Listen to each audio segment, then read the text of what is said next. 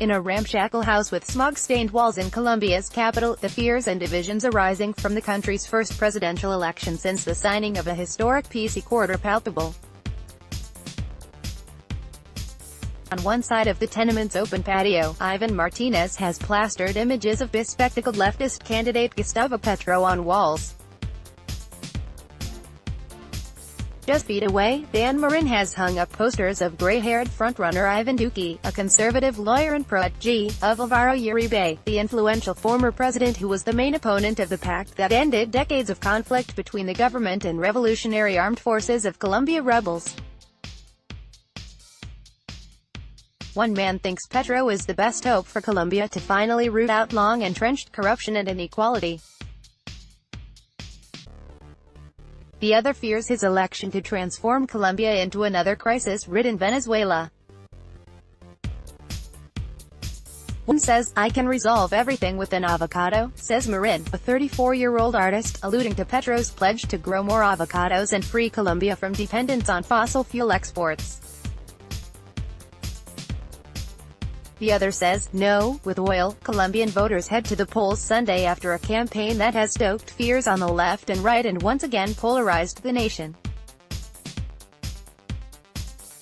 Rather than war, for the first time in Colombia's recent history, voters are focused on issues like corruption, the economy and their weariness with establishment politicians. "We're talking about a lot of things that were usually part of bipartisan consensus in Colombia," said Sandra Borda, Dean of Social Sciences at the Jorge Tadeo Lozano University in Bogotá.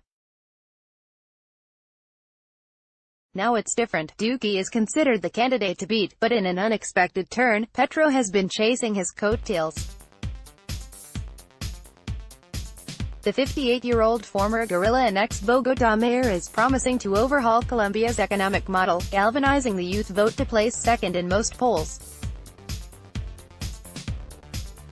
Three more candidates trail close behind and warn a vote for Petro could tilt Colombia dangerously toward the left and rattle markets in one of Latin America's most conservative nations. The race will head into what is likely to be a contentious June runoff if no single candidate garners more than 50% of the vote. Petro's populist platform comes at a time when candidates with anti-establishment messages are finding success across Latin America. Mexican leftist Andrés Manuel López Obrador is casting his third run for the presidency as a historic battle against entrenched elites. In Brazil, candidate Jair Bolsonaro is at the opposite end of the political spectrum but likewise is attacking the traditional political class. "These are change elections in Latin America," said Michael Shifter, president of the Washington-based Inter-American Dialogue. Colombia has one of the region's highest levels of income inequality, ranking second only to Haiti according to one study, and politicians and armed groups have tried to make that a rallying point at various moments in the nation's history. Populist firebrand Jorge Elias Gaitan was assassinated in 1948 as he ran for president, sparking a political bloodletting known as La Violencia, or the violence, in which tens of thousands died and peasants took up arms, paving the way toward decades of conflict between the army, leftist rebels and paramilitary groups.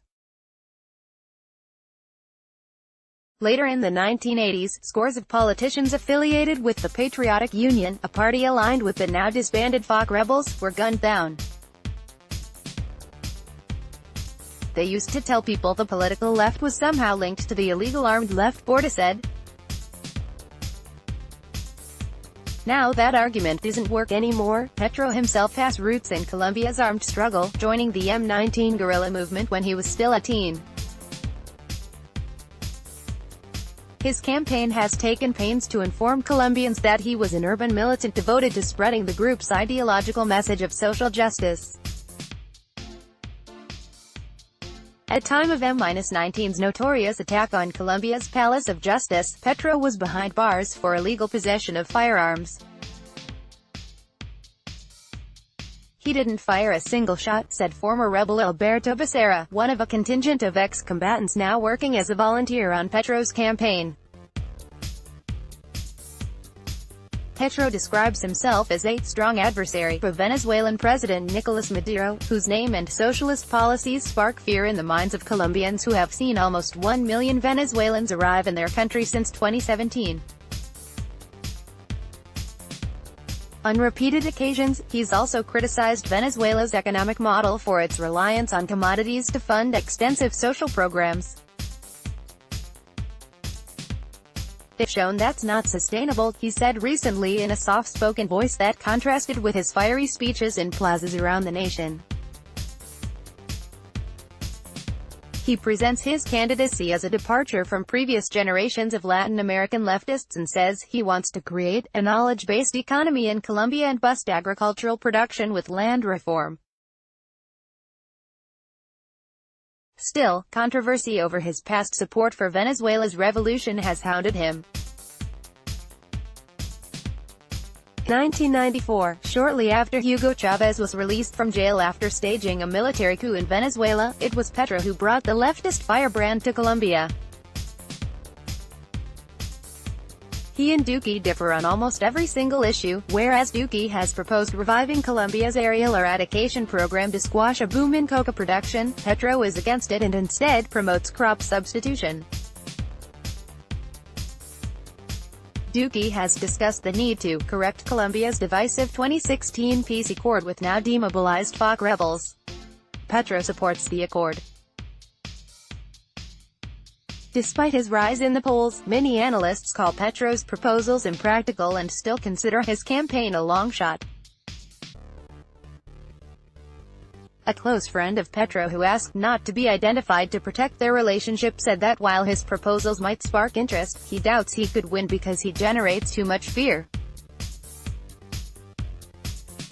And yet, fear lurks over the right of Colombia's political spectrum, too.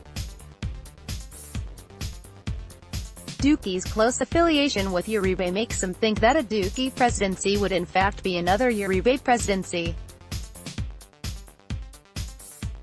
Though widely credited with improving Colombia's security and weakening illegal armed groups, Uribe also presided over a period of grave human rights violations by the military.